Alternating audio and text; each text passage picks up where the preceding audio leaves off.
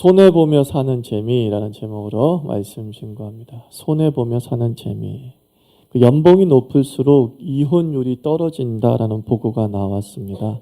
그래서 모 프로그램에서 남편 월 1,000만 원 벌어줍니다. 그런데 이 남편이 제 속을 속입니다. 어떻게 할까요? 그랬더니만 패널들 상당수가 농담처럼 참고 살아야지 뭔 소리예요? 이러더라고요. 참고 살아야지 뭔 소리예요. 그러니까 월 1,000만 원 갖다 주면 그냥 속 썩여더라도 그 돈으로 너는 행복하게 살라. 뭐 그런 뜻 아니겠습니까? 그러니까 돈이 신이 된 사회입니다. 돈이면 다 용서되는 사회. 참 안타깝습니다. 성경은 부를 부정하지 않습니다. 도리어 부를 긍정합니다. 하나님께서는 말씀하시기를 내가 한쪽 손에는 장수를 갖고 있고 한쪽 손에는 부를 쥐고 있다라고 표현하고 계십니다. 부를 긍정하고 있습니다. 하지만 부를 긍정하되 부의 축적 과정을 경계하십니다. 하나님의 다스림의 원리 하에서 얻어진 부를 긍정하는 것이지 하나님의 다스림을 벗어난 틀 안에서의 부는 주께서 원치 않으십니다. 온당치 않은 부는 반드시 대가를 요구합니다. 아브라함에게도 온당치 않은 부가 주어지게 되지 않습니까? 2절 말씀 보면 육축과 은금이 풍부했다라고 말씀하고 있습니다. 이 풍부라는 단어는 단순히 돈이 많다라는 단어가 아니라 사회적으로도 훌륭한 지위를 차지하고 있다라는 뜻을 갖고 있습니다. 즉 애굽에서 돌아온 아브라함이 가나안에서 매우 입지가 높아졌다라는 것입니다. 유지가 되었습니다. 명성이 높아졌습니다. 근데 이렇게 아브라함의 부와 지위는 어떻게 얻은 것입니까? 창세기 12장 6절이 답을 줍니다. 아내를 누이라고 속인 대가로 바로의 왕으로부터 얻은 부가 지금의 아브라함의 부였어요. 아브라함이 애굽에서 열심히 일해서 번 부가 아니라 자기 아내를 누이다라고 속여서 자기 아내를 엄밀한 의미에서 팔아먹은 대가로 얻은 부가 지금의 아브라함의 부였습니다. 이런 사회적 지위와 권세의 결과는 이제 13장에서 그 본색을 드러내게 됩니다. 바로 조카 롯과의 다툼이 발생하게 됩니다. 이 조카 롯은 아브라함과 함께 본토 친척 아비집을 떠난 사람이었고 또 기근이 왔을 때 아브라함과 함께 애굽도 함께 내려갔습니다. 그리고 애굽에서 롯도 상당수의 부를 배분받게 됩니다. 그리고 가나안으로 돌아와서 종잣돈을 굴리게 되죠. 그래서 더 큰 번성을 이루게 된 모양입니다. 하지만 결국 그 큰 부는 분열의 이유가 되고 말죠. 13장 5절과 7절 말씀 보면 아브라함의 일행 롯도 양과 소와 장막이 있으므로 그 땅이 그들이 동거하기에 넉넉하지 못하였으니 이는 그들의 소유가 많아서 동거할 수 없었음이니라.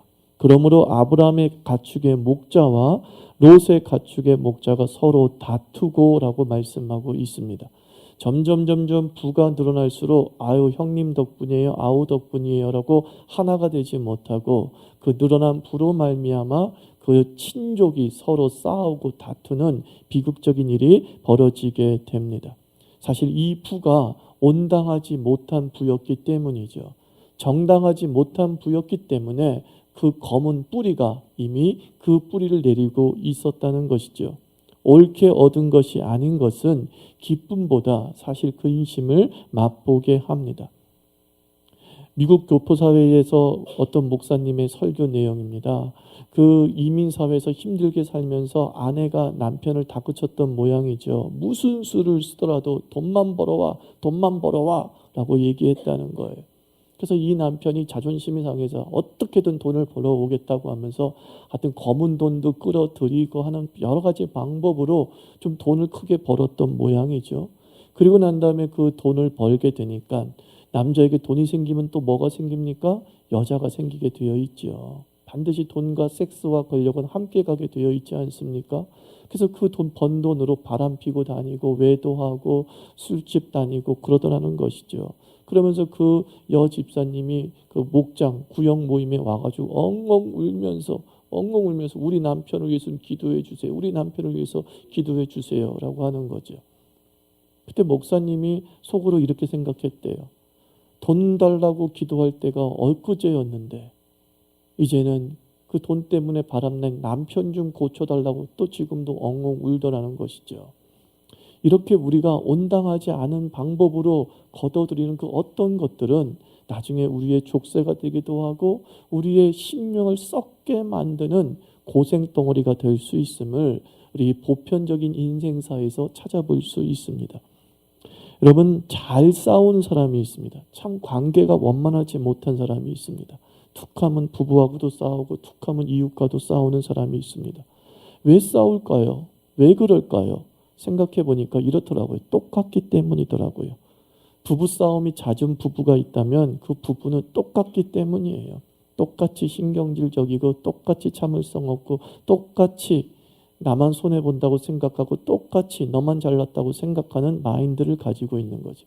서로 다른 사람이면 싸우질 않아요. 똑같기 때문에 싸우는 거더라고요. 똑같은 종자예요.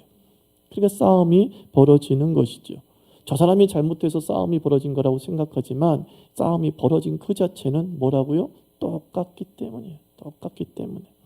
누구 하나가 크면 싸움은 잦아들게 되어 있는데 누구 하나 크지 못하고 서로 졸망졸망하다 보니까 서로 다툼이 끊이지 않게 되는 것이죠. 두 사람이 서로 자신의 생각이 옳다고 싸우고 있었다고 합니다. 한 사람은 3 곱하기 9는 27이다 라고 얘기를 하고 한 사람은 3 곱하기 9는 28이다 라고 얘기합니다. 누가 봐도 3 곱하기 9는 몇이에요? 27 맞아요? 정말 맞습니까? 근데 3 곱하기 9는 28이라고 우기는 사람이 서로 싸우는 거예요. 27이 맞아, 28이 맞아.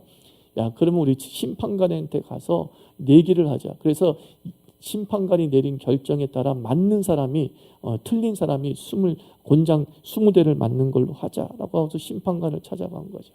심판관에게 묻습니다. 당신은 똑똑하니까 39, 27이니까 39, 28입니까? 라고 묻습니다. 그저 심판관이 대뜸 39, 27이라고 한 사람을 20대를 때리라 그러는 거예요. 순간 내가 틀렸나? 39, 27인가? 28인가? 생각하면서 20대를 맞으면서 억울합니다. 3 곱하기 9는 27 아닙니까? 어떻게 28인데 나를 때립니까? 그러자 심판관이 이런 얘기하면 맞다. 3 곱하기 9는 27이 맞다. 너같이 똑똑한 놈이 3 곱하기 9는 28이라고 하는 바보 같은 놈하고 싸우고 있느냐? 그러니까 너는 맞아 마땅하다. 그렇죠. 자기가 정말 똑똑한 사람이면 싸울 필요가 없잖아요. 그러냐? 아이고 안타깝다고 넘어가면 될 텐데 지도 바본 거예요. 지도 긴가민가 한 거죠. 39, 27 이상한데 하다가 이제 28하고 싸우게 되는 것이죠. 우리가 이런 어리석은 자가 되지 않기를 바랍니다. 우긴다고 또 내가 똑똑하다고 그것을 증명하려고 애쓸 필요가 없는 것이지요. 그러다 다툼이 벌어지면 손해는 나에게 오는 거죠. 곤장 20대 내가 맞는 거예요. 어리석은 사람과 싸우다 보면 내가 곤장 맞게 되어 있더라고요. 인생사를 살아가면서 내가 똑똑하다고 나 똑똑하다고 증명하다가 내 신앙 옳다고 증명하다가 손해는 내가 보더라고요. 내가 보더라고요. 그래 당신 신앙 옳아. 그래 당신 신앙 맞아. 그래 당신이 더 똑똑해 라고 세상에서 인정받은 것처럼 보이지만 심판관이 너 똑똑한 거 맞아 라고 인정받았지만 내 볼기짝은 퉁퉁퉁 부어있더라는 거지. 내 인생은 그렇게 행복하지 않더라 라는 것을 가르쳐주는 예화 아니겠습니까? 아브라함도 조카 롯과 싸울 수 있었겠죠. 이놈은 자식이 배은망덕한 놈. 이 부가 다 어디서 온 거야? 내 아내 팔아먹어서 너한테 준 거 아니야?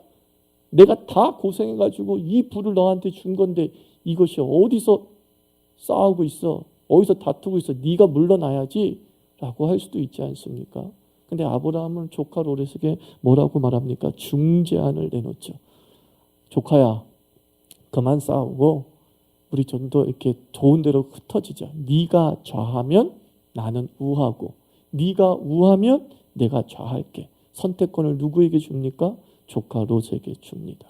자기의 모든 부를 나누어 줬고 감사를 받아야 될 존재에게 부의 선택권을 줍니다. 네가 더 많이 갖겠다고 한다면 나는 적게 갖겠다라고 하는 희생과 어떤 포기의 중재안을 롯에게 제시함으로 말미암아 그 다툼을 종식시키는 모습을 보게 됩니다. 우리가 싸우는 존재가 아니라 피스메이커로 우리를 부르신 줄 믿습니다. 갈라디아서 말씀 보면 예수님께서 이 땅에 오신 것은 서로 막힌 담을 허무시어서 하나가 되게 하시기 위해서 이 땅에 오셨다라고 말씀했습니다. 그 막힌 담을 허무시어서 하나를 되게 하시는 예수 그리스도의 방법은 무엇이었습니까? 자기가 십자가를 지고 죽는 것이었죠. 자기가 희생하고 자기가 포기함으로 말미암아 막힌 담을 허무시고 하나가 되게 하셨다라고 말씀했습니다. 피스메이커가 된다는 것은 옳은 것을 주장해서 피스메이커가 되는 것이 아닙니다. 피스메이커가 되는 방법은 옳다 하더라도 내 권리가 분명하다 하더라도 기꺼이 십자가를 짐을 통해서 하나님 나라가 이 땅에 이루어지는 줄 믿습니다. 오늘 우리가 포기해야 될 게 뭡니까? 오늘 우리가 손해봐야 될 것이 무엇입니까? 이건 손해봐서는 안 되는 일이 분명함에도 불구하고 기꺼이 손해라는 짐을 짊어지게 될 때 저는 그리스도의 뜻을 이루는 십자가의 군사가 될 줄 믿습니다. 이제 이렇게 자기 이득만을 쫓았던 롯을 한번 살펴보십시오. 롯은 세속에 나가더니만 세속에 완전히 물들어 버렸어요. 참 안타까워요. 어떤 수를 쓰더라도 돈 좀 벌어와 라고 하면서 내 남편을 내 가족을 세상에 내밀었어요. 네가 지금 기도할 때야 돈 벌 때지, 네가 기도할 때야 공부할 때지, 세속으로 우리가 내몰았어요. 언젠가 얘가 안정이 되면 죽게 예수를 믿는다는 거죠. 교회로 다 돌아올 거라고 생각을 하는 거죠. 신앙은 언제든지 믿을 수 있지만 지금은 공부의 타이밍을 놓치면 너희는 끝장이야 라고 하면서 잠시 세상에 보냈죠. 잠시 세상의 맛을 봤던 이 롯이 이제 한번 선택하는 것을 보십시오. 10절 말씀 보니까 이에 롯이 눈을 들어 요단 지역을 바라본 즉 소알까지 온 땅에 물이 넉넉하니, 하여튼 되게 눈에 보기 좋았어요. 여호와께서 소돔과 고모라를 멸하시기 전이었으므로 여호와의 동산 같고 애굽 땅과 같았다라고 말합니다. 지가 언제 여호와의 동산을 받겠어요? 뒷말이 맞아요. 그 땅이 어디와 같았다? 애굽 땅과 같았다. 참 비옥한 토지를 자기가 보고 왔거든요. 그리고 애굽에서 그 전제 국가의 풍성한 나라의 경쟁 체제를 보고 왔거든요. 거기서 어떻게 하면 돈을 벌 수 있는가를 보고 왔거든요. 그것을 가지고 선택하는 거예요. 애굽 땅과 같았더라. 애굽 땅과 같았더라. 근데 성경은 참 재미있게 표현합니다. 그 땅을 주님께서 멸하시기 전이었다라는 것을 먼저 전제하고 있어요. 롯은 애굽 땅과 같았다고 하는 것은 보았지만 그 땅이 장차 주님의 심판의 대상지가 될 것을 보지 못했어요. 육의 눈은 열렸어요. 애굽 땅과 같은 것을 보는 눈은 열렸어요.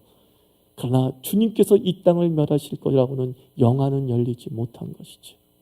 이 세상은 육안으로 지배되는 사회가 아니라 영안으로 지배되는 사회라고요.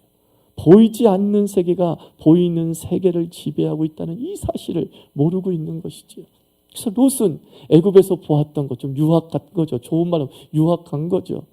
거기서 야, 이 기가 막히네, 이렇게 하면 되겠구나 라고 하면서 돌아와서 가나안 땅에서는 애굽에서 봤던 방법으로 자신의 선택을 하게 되죠.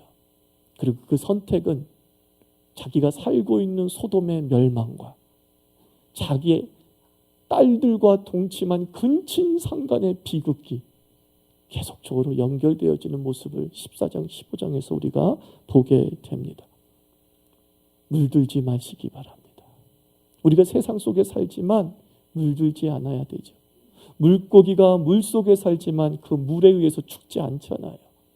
우리가 세상 속에 사는 것은 당연한 것이지만 그 세상 속에 살면서 세상 것을 보려고 할 때에, 그리고 세상 것이 참 멋지게 보이고 이렇게 살면 되겠구나라는 판단이 들 때 잠시 멈춰야 돼요.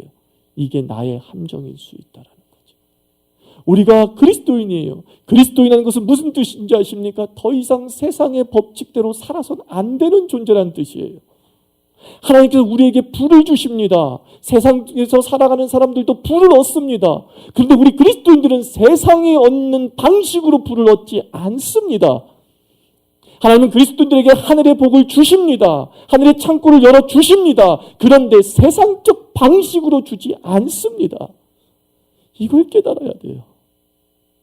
이걸 깨닫지 못하고 신앙은 신앙이요, 부를 얻는 방식은 또한 내가 세상에 살아가는 방식이요 라고 이혼론적인 것에 빠지게 될 때에 나중에 그 부는 나의 철을 소금 기둥으로 만들고 나의 사위는 소돔과 고모라와 함께 멸망당하고 나의 부는 그 소돔과 고모라와 함께 다 불타 없어지고 나의 딸은 나와 큰 진상가라는 비극이 벌어지게 되더라는 것이죠. 얼마나 비극적입니까? 하나님은 여러분을 위한 위대한 계획을 갖고 계십니다.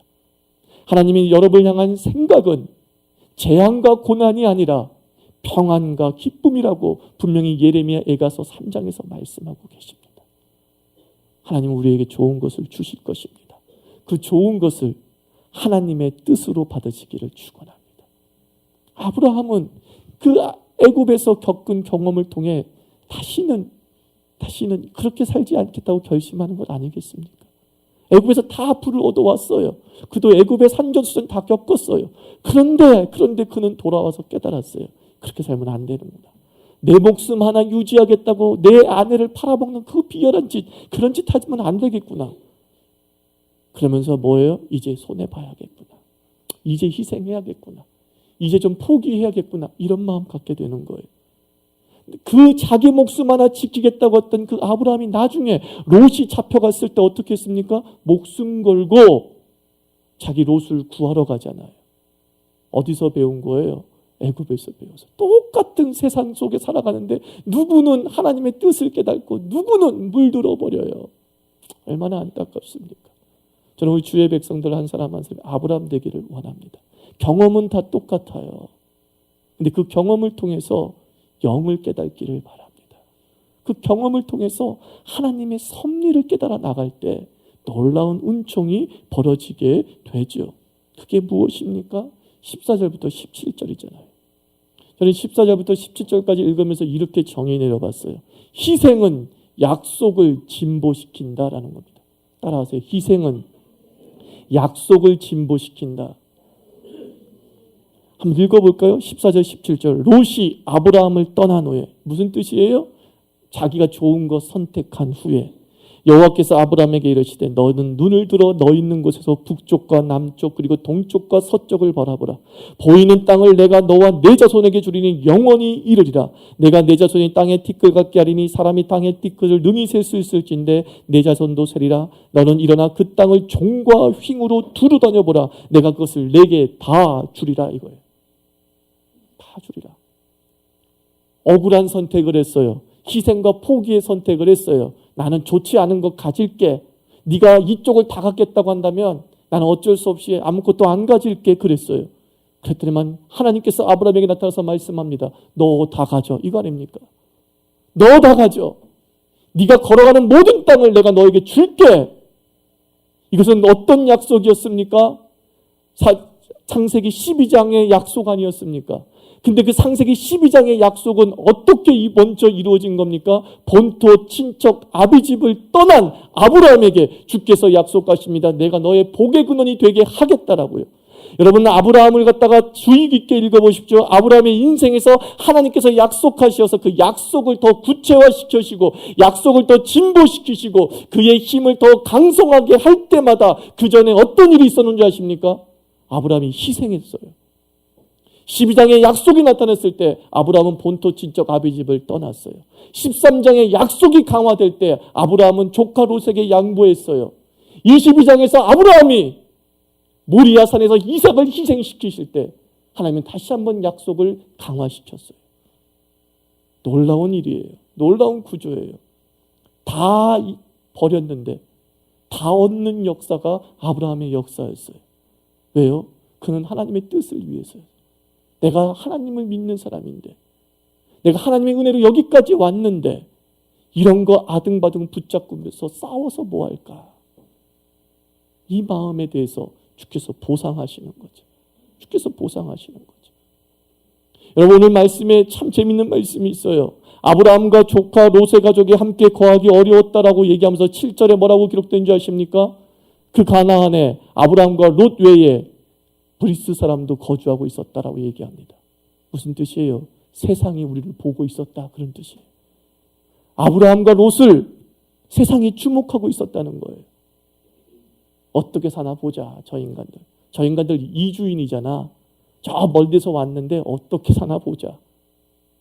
아브라함은 가는 곳마다 여호와의 단을 쌓은 사람으로서 세상의 손가락질을 받고 싶지 않았던 거죠. 주의 영광을 가리고 싶지 않았던 거죠. 세상 브리스 사람이 나를 하나님의 사람으로 보게 해야지. 그러면서 기꺼이 희생하고 기꺼이 손해보는 거죠. 그러자 하나님께서 그래, 네가 하나님의 사람인 것을 내가 또한 증명해 줄게. 종과 휭을 두루 다녀보라. 내가 그 땅을 내게 다 주리라. 하나님도 아브라함을 증명하는 거예요. 아브라함이 하나님을 증명했습니다. 하나님을 드러냈습니다. 그래서 하나님께서도 아브라함을 드러냅니다. 네 믿음대로 될지어다. 네가 나를 드러내고 싶은 대로 내가 그것을 가능하도록 해줄게 라는 거예요. 단 이 말씀 믿습니다. 사랑하는 성도 여러분, 하나님은 여러분을 향한 약속이 있습니다. 꿈이 있습니다. 그것을 반드시 실현시키실 겁니다. 그럴 때 우리가 주의해야 될 것은 우리 주변에 브리스족이 있더라. 이거 주변에서 세상이 나를 보고 있더라. 세상이 내가 하나님의 사람인지 보고 있더라. 이걸 의식하시고 선택하십시오. 그리고 그 선택에 대해서는 반드시 주께서 뭐라고요? 약속을 진보시키는 거예요. 약속을 더 구체화시키십니다. 그리고 약속을 마침내 당신의 능력으로 현실화시키십니다. 이게 아브라함의 일생이었어요. 그래서 오늘 제목이 뭐예요? 손해보며 사는 재미. 저는 손해는 그리스도 안에서 하나님의 영광을 위해서 기꺼이 하는 희생과 손해는 사실 손해가 아니라 뭔지 아세요? 투자예요. 보장된 투자죠. 이것만큼 보장된 투자가 없어요.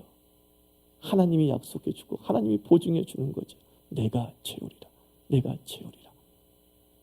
이 은혜가 우리 자유교회 교인들 한 사람 한 사람의 은혜가 되기를 바랍니다. 우리 부부끼리도 손해봅시다. 자주 싸우지 맙시다. 똑같은 인간이니까요. 내가 아브라함이 되어서, 그거예요. 내가 아브라함이 되어서 그 다툼을 종식시키고 우리 가정을 향한 그 약속을 더 크게 만드는 아브라함 되기를 주의 이름으로 축원합니다. 기도합시다. 하나님 아버지, 세상이 나를 보고 있음을 기억하면서 손해보며 희생하는 것이 주의 영광이라고 하는 기꺼이 가게 하시고 하나님의 방법으로 취득된 부가 나에게 있을 줄 믿습니다.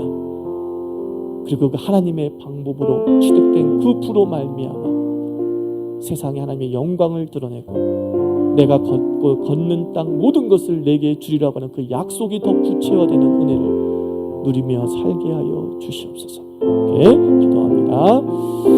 하나님 아버지 주여 감사드립니다.